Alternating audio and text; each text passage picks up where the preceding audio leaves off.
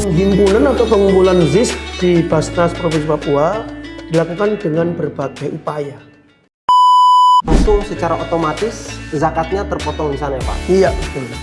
Bagaimana Basnas membuat platform dalam media sosial? Kalau boleh tahu itu zakat harta. Zakat harta itu bermacam-macam.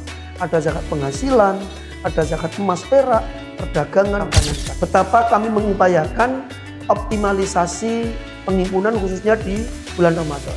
yang membayar zakat mereka dari luar negeri. Ya. Mereka dari luar negeri ini maksudnya orang Indonesia yang tinggal di luar negeri atau memang warga negara itu meyakini bahwa pekerja di Basnas itu adalah bagian dari sumber pahala. Mereka bekerja lembur, bahkan menginap di kantor dan lain sebagainya. Ini menjadi hal yang sangat biasa di Basnas Provinsi Papua. Gambarannya adalah minoritas Muslim di Papua, betapa banyaknya orang yang membutuhkan, dan lain sebagainya. Juga tidak hanya dirasakan oleh orang-orang Muslim. Dirupiahkan, korban itu ternyata lebih murah. Ini juga menguntungkan mereka. Secara syar'i mereka juga sah, manfaatnya lebih banyak, membantu kami, dan kami sangat senang. Terima kasih Pak.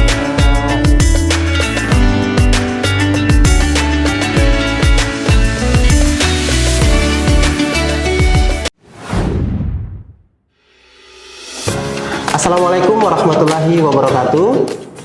Berjumpa kembali bersama kami di RR Podcast. Bicara di sini terdengar dimanapun.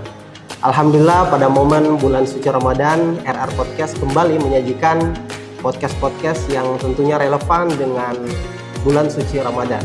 Dan telah hadir narasumber kita pada hari ini, yaitu Ketua Basnas Provinsi Papua. Sebelum saya memperkenalkan, izinkan saya menyapa terlebih dahulu. Assalamualaikum. Assalamualaikum warahmatullahi wabarakatuh. Bagaimana kabarnya Pak? Alhamdulillah baik. Puasanya Pak? Oh, puasalah. Lancar? Lancar, sangat lancar. Insya Allah. Baik, nama lengkap beliau adalah Mirza Edi Nazari. Untuk gelar lengkapnya Insinyur Haji Mirza Edi Nazari. Beliau kelahiran Solo pada tanggal 20 Oktober tahun 69, beragama Islam. Kemudian tinggal di Jalan Wisata Danau, Waena, Distrik Herau. Pendidikan terakhir beliau yaitu S1 Teknik Sipil Universitas 11 Maret Surakarta. Betul ya Pak? Ya, ya. Baik.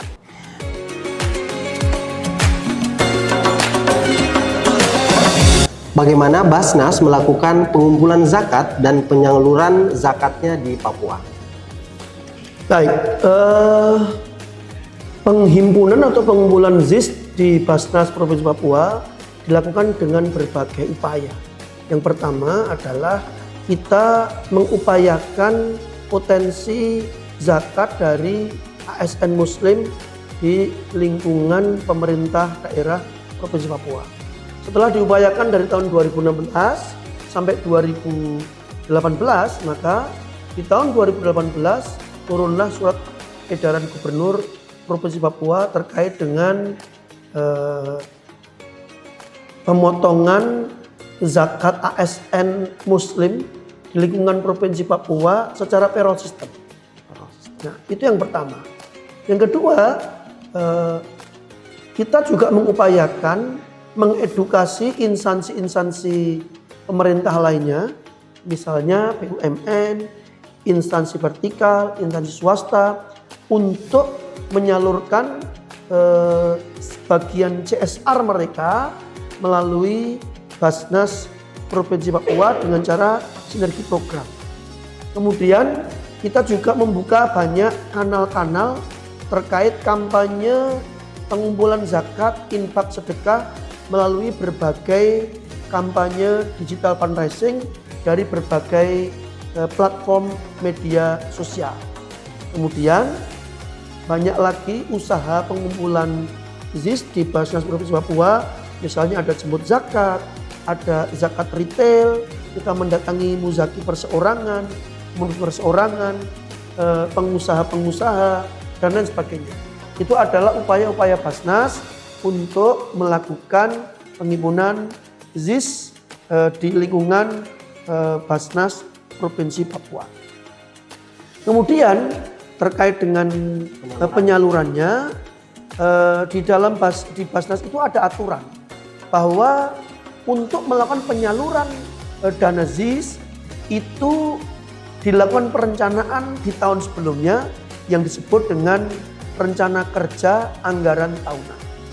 Maka setiap tahun Basnas Provinsi Papua selain memprediksikan angka-angka penghimpunan yang akan diperoleh, juga melakukan perencanaan penyaluran dana zakat infak sedekah tersebut dalam bentuk dokumen rencana kerja anggaran tahun. Jadi ketika misalnya tahun 2024 ini, maka sesungguhnya dokumen RKT-nya itu sudah ada sejak akhir tahun 2023. Sehingga tinggal eksekusi. Dieksekusi di tahun 2024, baik itu penghimpunannya maupun perencanaannya. Secara umum penyaluran Basnas Provinsi Papua itu dilakukan dalam 5 hal besar program unggulan Basnas. Yang pertama disebut sebagai Papua Makmur, yaitu program Basnas Provinsi Papua di bidang ekonomi. Yang kedua, Papua Cerdas, itu program penyaluran di bidang pendidikan. Kemudian Papua Dakwah, itu penyaluran di bidang agama. Kemudian Papua Cerdas, Makmur, kemudian tadi dakwah, Papua Sehat. Yang keempat itu penyaluran di bidang kesehatan, dan yang terakhir adalah Papua bidang sosial dan kemanusiaan. Jadi itu adalah 5 program unggulan di Basnas Provinsi Papua yang kemudian masing-masing program tadi dijabarkan dalam berbagai bentuk program penyaluran. Program penyaluran. Wah, luar biasa sekali, tadi sudah dipaparkan dengan cukup lengkap bahwasannya di Basnas ini dalam bagaimana Basnas melakukan penghimpunan, yaitu dengan bekerja sama dengan pemerintah, program yang mana setiap ASN gajinya langsung secara otomatis zakatnya terpotong di sana ya Pak? Iya, betul. Kemudian kami mungkin tertarik pada bagian bagaimana Basnas membuat platform-platform dalam media sosial. Kalau boleh tahu itu idenya dari mana Pak? Referensinya? Iya, idenya dari kita selalu berupaya untuk melakukan pembenahan internal. Kebetulan teman-teman amilin-amilat atau pelaksana di Basnas Provinsi Papua itu semuanya muda. Jadi yang tua itu hanya pimpinan. Ya. Yang lain itu semuanya anak-anak muda, milenial, fresh graduate, pinter-pinter. Jadi mereka punya banyak ide-ide cemerlang. Ketika pimpinan melihat bahwa ada peluang dan tantangan di kondisi sekarang ini melalui media sosial, maka kita kemudian bergerak bersama dengan teman-teman pelaksana. Akhirnya muncullah akun-akun Basnas Provinsi Papua di berbagai platform yang kemudian dari sana mengedukasi, mengkampanyekan berbagai hal terkait dengan dakwah, dalam hal ini khususnya dakwah zakat, agar supaya memberikan pemahaman kepada umat dan masyarakat terkait kewajiban, pentingnya penyaluran dan sebagainya terkait dengan zakat infak sedekah.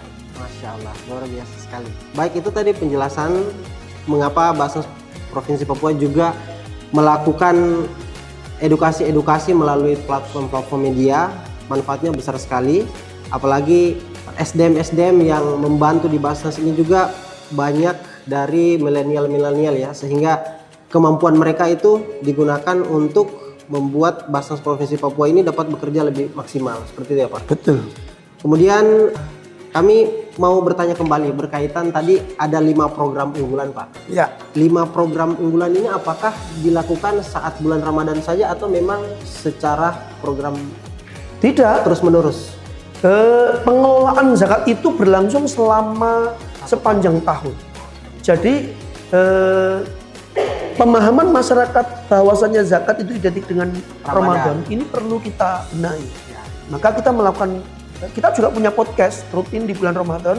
Seperti yang dilakukan oleh RR Podcast ini, kami punya khusus bahwasanya salah satunya untuk mengedukasi masyarakat supaya paham bahwasanya zakat itu tidak hanya Ramadan. Karena zakat itu berkaitan dengan haul, dengan nisab dan lain sebagainya. Zakat itu bukan hanya zakat fitrah, zakat itu ada zakat fitrah, zakat harta. Zakat harta itu bermacam-macam. Ada zakat penghasilan, ada zakat emas perak, perdagangan dan lain sebagainya. Jadi program-program penyaluran itu dilakukan sepanjang tahun sesuai dengan perencanaan yang sudah disusun dalam rencana kerja anggaran tahunan Basnas Provinsi Papua. Luar biasa sekali.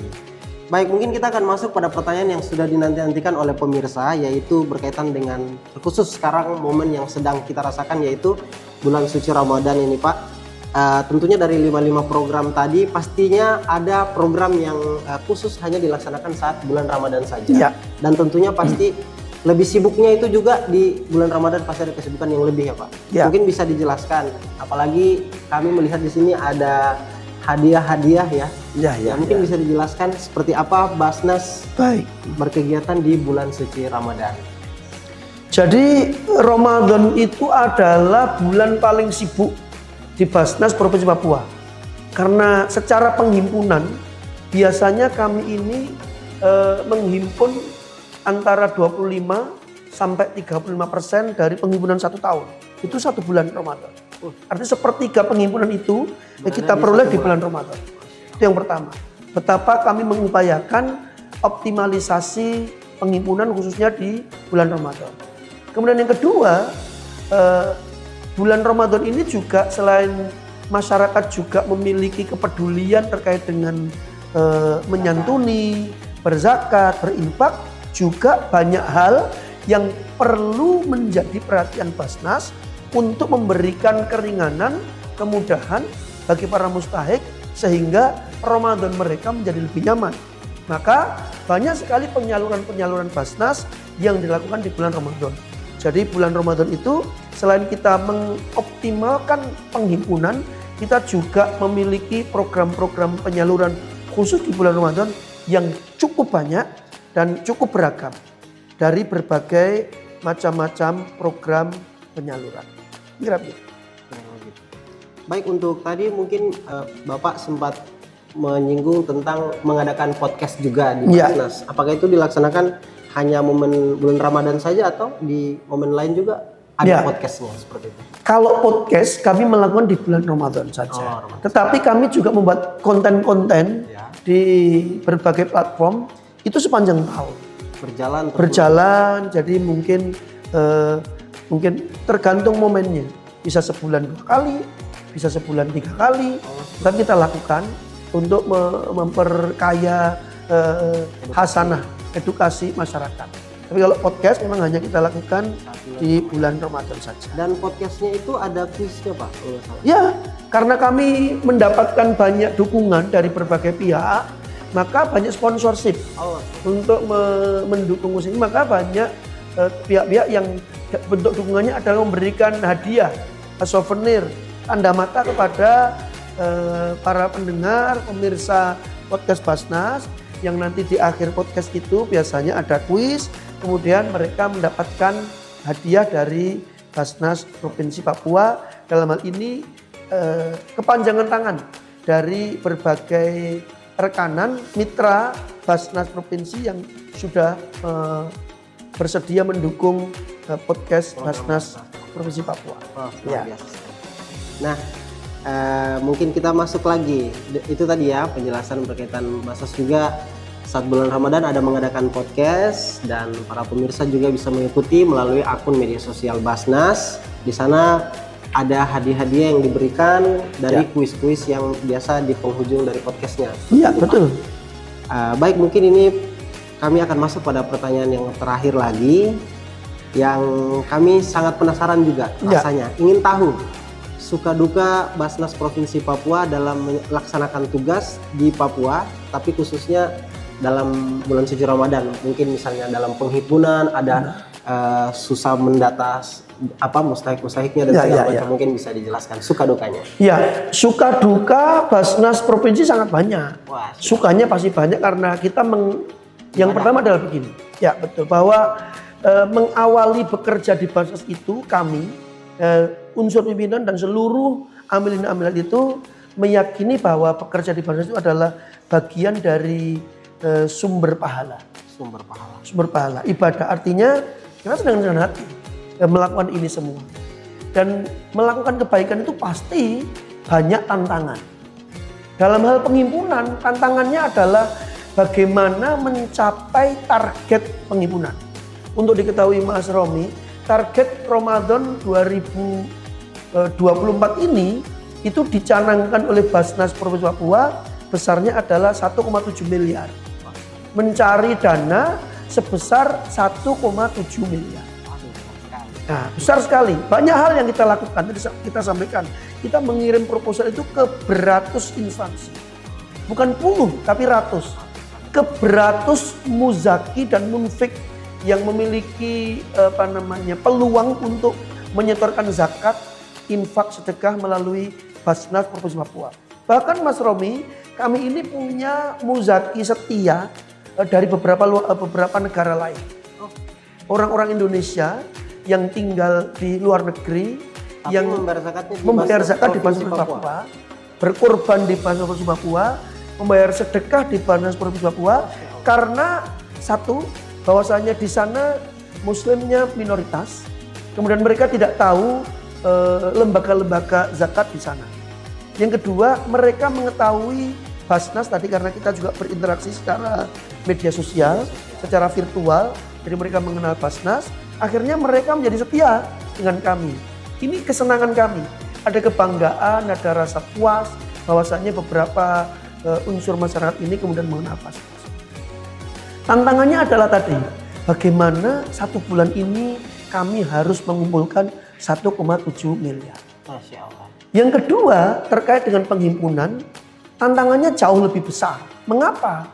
Karena di satu bulan ini melalui berbagai program, ada program buka puasa di jalan raya, takjil, kemudian ada program santunan anak yatim, ada program yang ini sudah tahun kedua itu berupa pasar murah.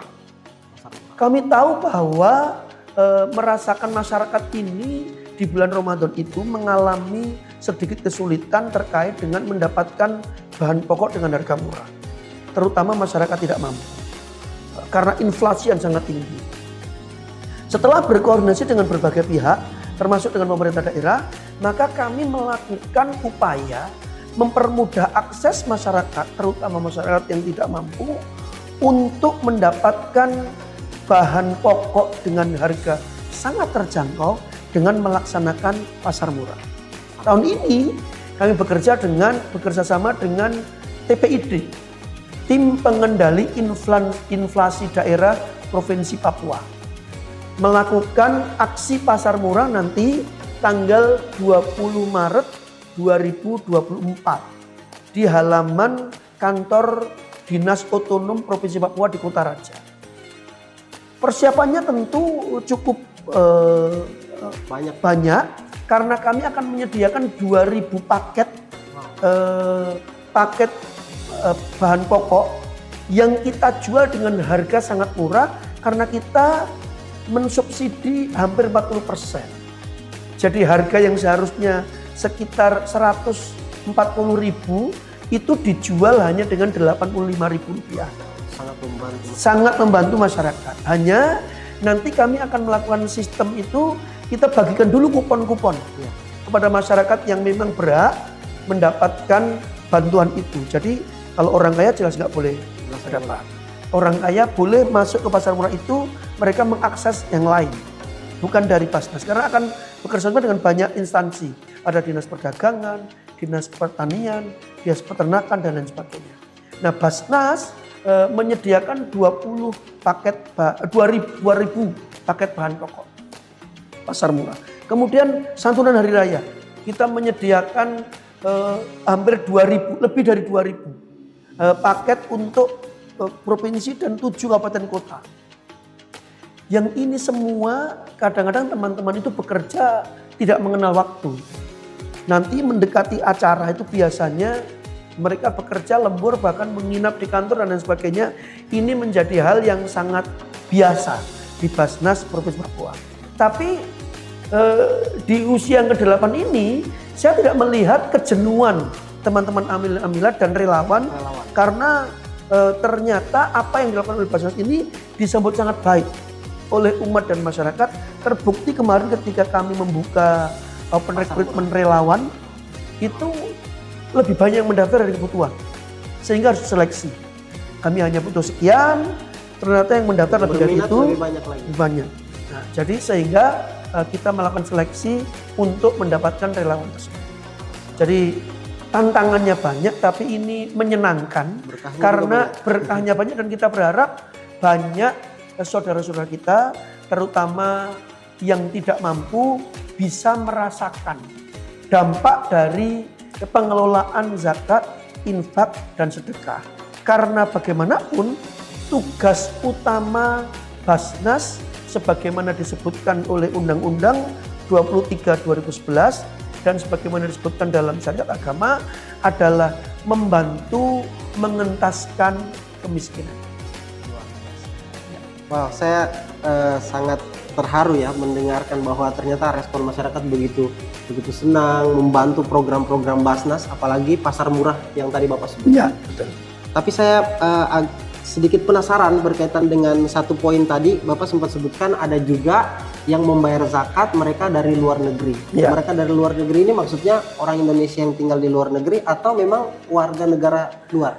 Jadi ada dua macam. Yang pertama adalah orang Indonesia yang tinggal di luar negeri. Kebetulan saja beberapa waktu yang lalu saya diminta untuk menyampaikan materi secara virtual. Yang penyimaknya itu, pelaksananya, penyelenggaranya itu dari komunitas masyarakat Indonesia di luar negeri, di Australia. Nah, saya juga mendapatkan kesempatan untuk menyampaikan materi setiap pagi itu, pengajian secara virtual yang ternyata pesertanya bukan hanya dari Indonesia. Nah, ketika setiap kali saya menyampaikan materi, saya selipkan keberadaan Basnas. Bagaimana keuntungan dan manfaat kalau kemudian berzakat, berinfak, bersedekah, berkorban melalui Basnas Papua. Gambarannya adalah minoritas Muslim di Papua, betapa banyaknya orang yang membutuhkan, dan lain sebagainya. Dan penyaluran infak Basnas Provinsi Papua ini juga tidak hanya dirasakan oleh orang-orang Muslim. Ini menjadi ketertarikan sendiri. Maka ada orang Indonesia yang tinggal di luar negeri dan ada orang asing Muslim yang kebetulan berjodoh dengan orang Indonesia yang ada di luar negeri, yang sampai sekarang alhamdulillah masih membayar zakat di Basnas Provinsi Papua. Bahkan berkorban di Basnas Provinsi Papua. Bisa jadi karena rate-nya itu lebih murah. Iya, misalnya dirupiahkan korban itu ternyata lebih murah. Ini juga menguntungkan mereka. Secara syar'i mereka juga sah. Manfaat lebih banyak. Manfaatnya lebih banyak, membantu kami. Dan kami juga senang, mereka juga senang. Wow, luar biasa. Ya. Terima kasih Pak, informasinya sangat luar biasa sekali. Tentunya apa yang telah dipaparkan oleh Ketua Basnas Provinsi Papua tadi sangat bermanfaat untuk kita semua, dan mungkin harapannya bagi umat muslim agar lebih termotivasi lagi bahwasannya dengan mengumpulkan zakat di Basnas Provinsi Papua, penyalurannya sudah sangat jelas seperti yang disebutkan Bapak tadi. Siap. Baik, mungkin demikian podcast kita pada hari ini. Kami mungkin hanya akan meminta closing statement dari Bapak untuk para pemirsa berkaitan dengan zakat, boleh juga ajakan berzakat. Silakan Pak. Baik, rekan-rekan pemirsa podcast RR atau RR Podcast yang dimuliakan Allah Tuhan Yang Maha Esa. Saya, Ketua Basnas Provinsi Papua, mengajak kita semua untuk ikut andil di dalam memberdayakan umat dan masyarakat Provinsi Papua melalui gerakan zakat, infak, sedekah. Dengan berzakat, berinfak dan bersedekah melalui lembaga-lembaga resmi, terutama dalam hal ini melalui Basnas Provinsi Papua. Yang pertama, kita mendapatkan keuntungan karena lembaga tersebut diaudit baik oleh Kementerian Agama maupun oleh Kantor Akuntan Publik. Yang kedua, penyalurannya juga jelas sehingga manfaatnya dapat dirasakan oleh umat dan masyarakat.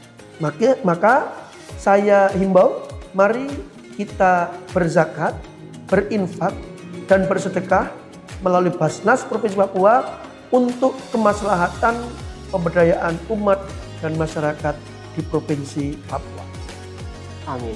Terima kasih, mungkin demikian podcast kita pada hari ini. Semoga dapat bermanfaat untuk para pemirsa yang ada di rumah. Sekian dari kami. Terima kasih atas kehadirannya juga, Pak. Terima kasih sama-sama. Wassalamualaikum warahmatullahi wabarakatuh. Waalaikumsalam. Sampai jumpa.